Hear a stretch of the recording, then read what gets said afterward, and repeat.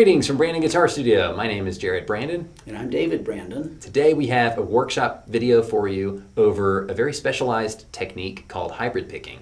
Now, hybrid picking is just a tool, but the reason we need this tool is, let's say you're playing a song and it's kind of a fingerstyle song and you're just going along, and then all of a sudden you find yourself needing to some kind of strumming part, and maybe you don't want to beat your fingers to death the whole time while strumming. So you have to summon a pick from somewhere. You could have one balancing on your leg. You could have one tucked in your palm. That's something I've seen some people do. You could have it sticking out of your mouth the whole time, but what if you want to sing the song? There are a lot of problems with this kind of scenario. Our suggestion is going to be reworking your fingerstyle intro.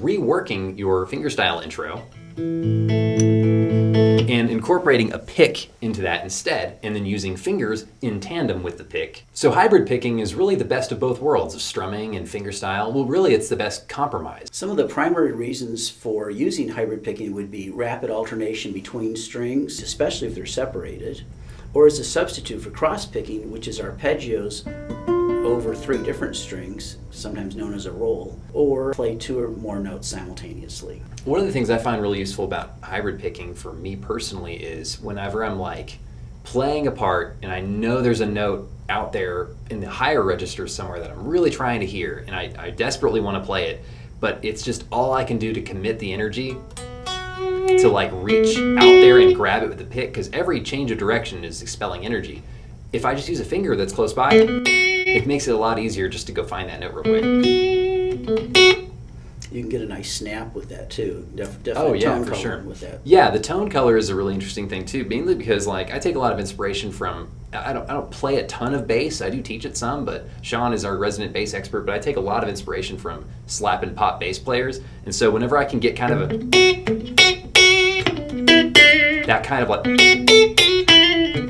that kind of snappy sort of sound by grabbing the string with a finger, has a much different attack than just a picking stroke does. So while hybrid picking is just a tool to relax the right hand and help you play things really efficiently and sometimes really quickly, it can just generate really interesting tone colors that might not be available to you if you're just using a pick or even just fingers. Because a pick added with fingers has a bright tone that sometimes we might normally just want to be using the pad of the thumb and not like the nail, or you might not even have grown out your thumbnail. So having a pick on the top actually kind of fakes the sort of bluegrass thumb pick style in a way. There are 2 types of hybrid picking, either consecutive notes or simultaneous notes. And it's usually done with the pick and 1 finger, which is the middle finger, or the pick and 2 fingers, the middle and the ring finger. Sometimes they use the ring finger and the pick if the strings are more separated. Now it should be noted that the right hand position is going to be much more oriented towards what a picking style would be versus a finger style, even though we're using fingers. Go down to the description below to download the handout for this video. And remember, with YouTube videos, you can slow them down now. So if you want to watch a part we're playing a little bit slower, just click on the little gear at the bottom of the video. I think it lives down here, or the 3 little dots if you're on a mobile device, and then you can go to playback speed and slow it down. The following exercises that we're going to demonstrate for you guys today follow a range of different difficulty levels, and we're not even putting all of the really easy ones up front. You'll find a couple of easier ones scattered throughout, but these first few are super fundamental. I think it's about 5 or so different exercises we have here that if you can master these first 5, you will have an excellent shot at mastering the whole list or tackling any other hybrid picking moment you might find in a song, or even transforming a part into a hybrid picking sort of mode of operation. That way it's easier to get through. For those of you guys who are straight up beginners and you're looking at this printout and it's like a lot of information, what I want you to focus on is just these first 3. And if you can master those by your next lesson, I think you'll have a really good shot at playing through hybrid picking stuff for the rest of your guitar career. Exercise 1A is an alternation with the pick on 2 different strings, and we do what's called a pedal tone, which is just a continuous ringing, droning note, is another word. So this E with your middle finger kind of constantly rings. And if you're having trouble with this at all, one thing I'd recommend is anchor your wrist kind of up against the guitar like so. You don't have to anchor your wrist, but you can try it out. And then just kind of using your middle finger to play that first string by itself. Just get that guy kind of used to moving if you haven't done any fingerstyle playing before at all. And then if we're trying to do the alternating picking, you're going to go pick on 3rd string, middle finger first string like that. So that's that first hybrid picking moment. And you could even start there, just that. Practice that back and forth motion, and then eventually start changing strings with your right hand. And that's exercise 1A. So give that a shot, try to keep it nice and smooth. You can set a metronome and play with a click, or you can just use that internal clock, tap that left foot, and try to tap every time you use a pick. Every down stroke gets a beat. Exercise 1B is going to continue that pedal tone idea, that open E string with the middle finger, but the left hand is going to get to move around a whole lot more. So what you're going to want to do is you'll want to move your bass line something like that.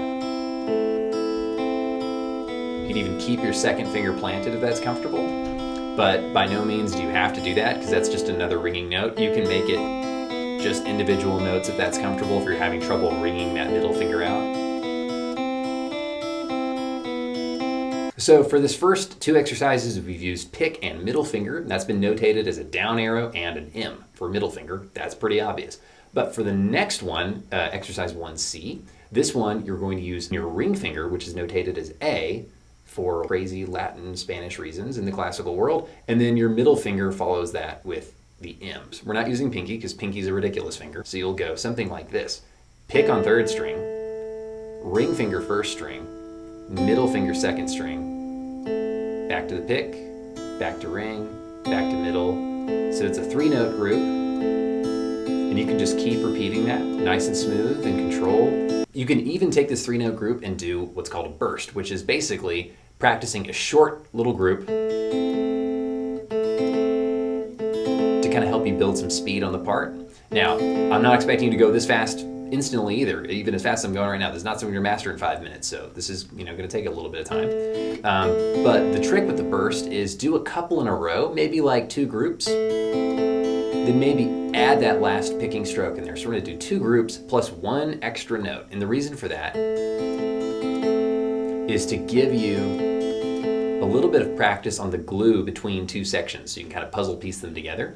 And when you do that last picking stroke, go ahead and prep your ring finger against the first string like that. So you're going to go pick, ring, middle, pick, ring, middle.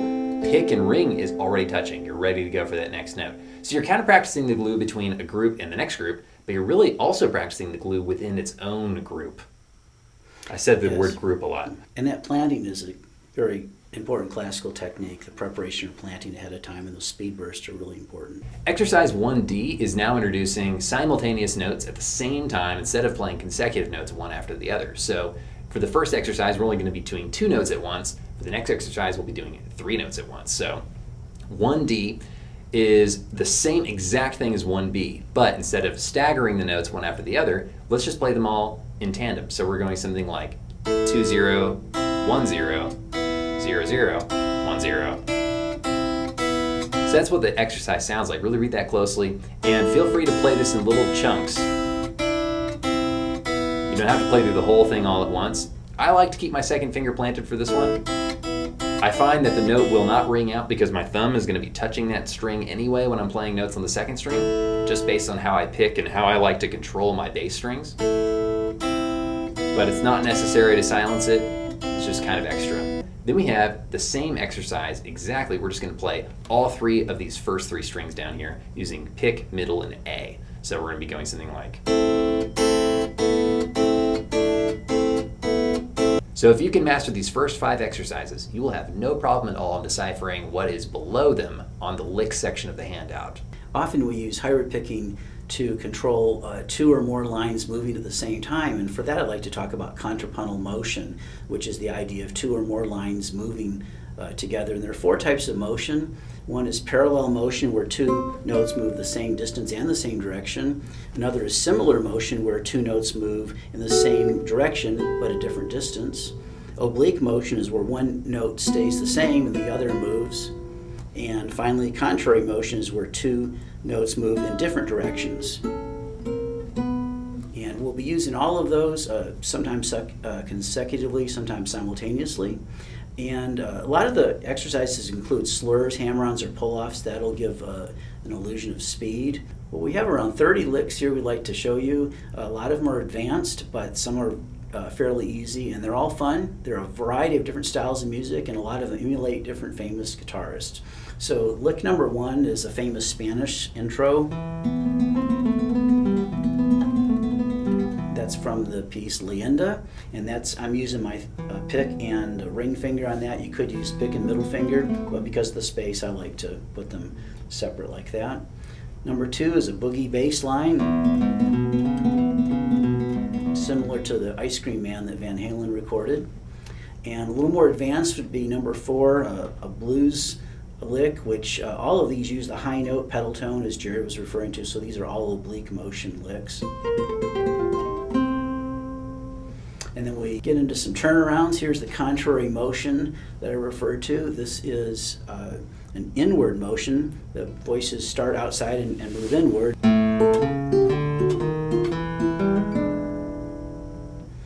And number 6 is contrary motion moving outward.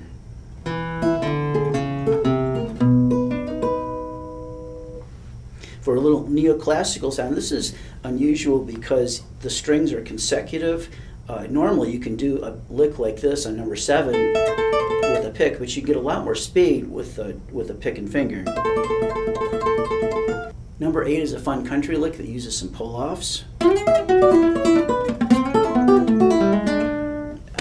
Wrong note. That sounded sick though. Yeah. Number 8. And on that one, there are a couple muted notes where I'm just lifting my finger and doing a down up on the pick. And that's typically known as chicken picking, the clucking sound. You can kind of snap those if you want to, and that's a fun lick. You can do a lot with that going forward. Number 9 uses the interval of a tenth, and it's similar to something that you might hear Hillsong do, or even Red Hot Chili Peppers. And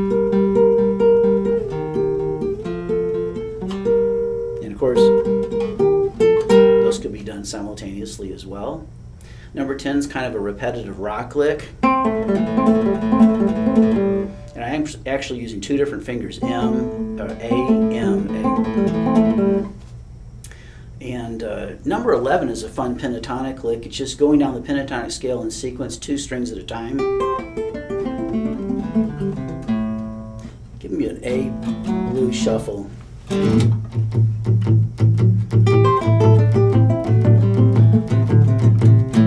So it can be done over triplets, and that's just a different feel. Rather than thinking of them as groups of 2, I was playing rhythmically groups of 3, but still playing 2 notes at a time. Do it with the group of 2 feel.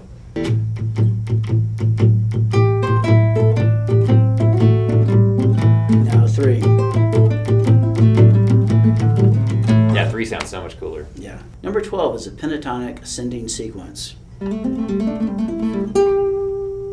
Number 13 is similar to number 4, however this time the high note is the one that moves. Number 14 is a really inside kind of feeling pop-oriented melody. It's really committing to using 2 strings and a D major scale essentially. So what you're doing is that kind of phrase. Can be played 2 different ways. You can play with kind of a natural sound, which is the one I just did, or the one I did at first, which was the palm muting on the bass notes, and then kind of snapping that high note. And what that does is it creates a really cool rhythmic atmosphere, and it's very percussive. Especially when you get that up to tempo, it sounds really cool. And so we're following this D major scale, basically, and then the high note is just a comfortable, good sounding melody note that's nearby. It's really all we're trying to do. You can put that anywhere. Just wherever it's comfortable, or whatever kind of technique you want to apply to that high note as well. You can make a quintuplet like I just did. 1, 2, 3, 4, 5, 1, 2, 3, 4, 5, 1, 2, 3, 4, 5, 1, 2, 3, 4, 5. That sounds pretty nice too.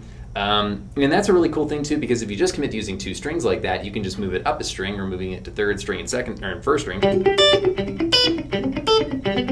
put it in the key of G instead of the key of D. So that's kind of nice. And then the next one, number 15, is the same exact technique we just did, but your right hand doesn't see the tonality given to you by your left hand. And that's kind of a biblical principle almost. Don't let your left hand know what your right hand's doing. So this is sort of a diminished arpeggio. And I say it's a diminished arpeggio sort of because against that D bass note, it actually is a D7 flat 9 for all of you music theory nerds. But for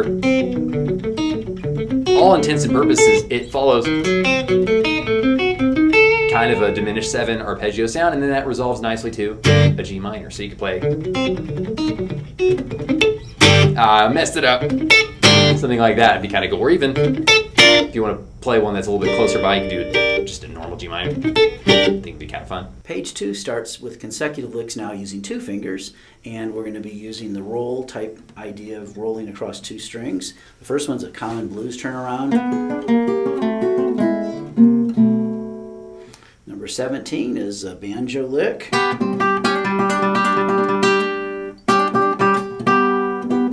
Back here near the bridge will give you the extra banjo sound. Number 18 is a rockabilly lick. This is similar to some of the stuff Mark Knopfler of Dire Straits does. Give me a C7 and an F9. 2, 3, 4.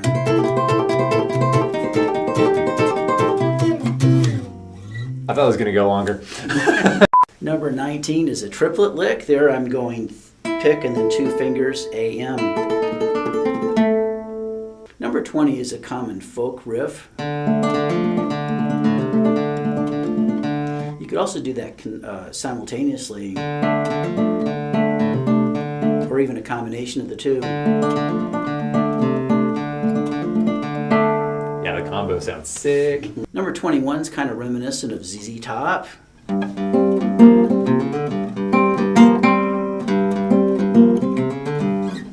Number 22 is kind of a James Burton style lick. That's the Nashville rockabilly country sound. James Burton is probably the most recorded hybrid player with over 360 record credits. He was Elvis's guitar player. He also played with Merle Haggard, and that's a little bit of Merle's sound there as well. Here, number 23 is a simultaneous lick now. We're moving to the simultaneous with 1 finger, and this is a Stevie Ray Vaughan style. So the high note just kind of sits there while the note underneath it plays the melody. Number 24 is a Robert Johnson style blues turnaround.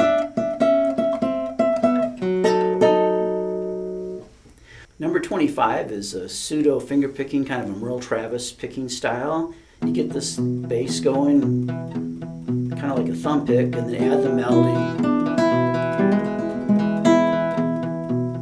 That's so cool. Number 26 is an Eric Johnson style riff where you've got triads separated on strings, or you can do them arpeggiated.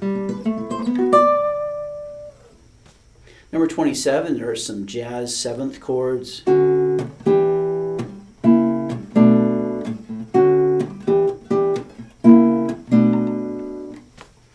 And 28 is a little bit of a country sound, but it's actually kind of a Hendrix influence idea where you've got a pedal tone on top and a moving line.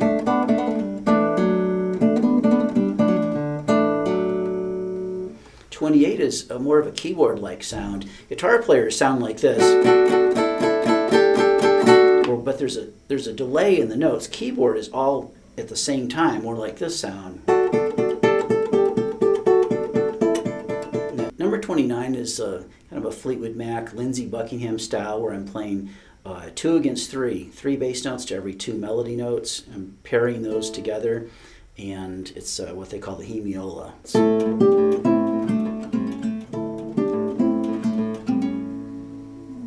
Hope you've enjoyed this jet tour through all the styles of hybrid picking. To me, it's just a launching pad for all the many opportunities in the multiple styles of playing. And you can feel free to experiment with them, move them around, as Jared mentioned, different strings, different combinations of notes. Some of them are hard, some are easy. We didn't obviously have time to go into each one in detail. I think each one of these 30 licks we could have done a full lesson on, with all the different variations you can pull on it or all the different techniques involved. It's an incredible wealth of material in here. And I feel like every single one of you guys would benefit greatly from just lifting a few of these lines and putting them into your own playing, into your own genre even. Change the rhythms up, change the placement, add some more slurs, take out slurs, experiment with them. That's the joy of music and art, is the creativity side of it. So take this palette and go paint with it. Thank you so much for watching this workshop video. We hope you enjoyed it. We hope you learned something useful. If you have any questions at all, please ask your instructor, and we'll see you next time.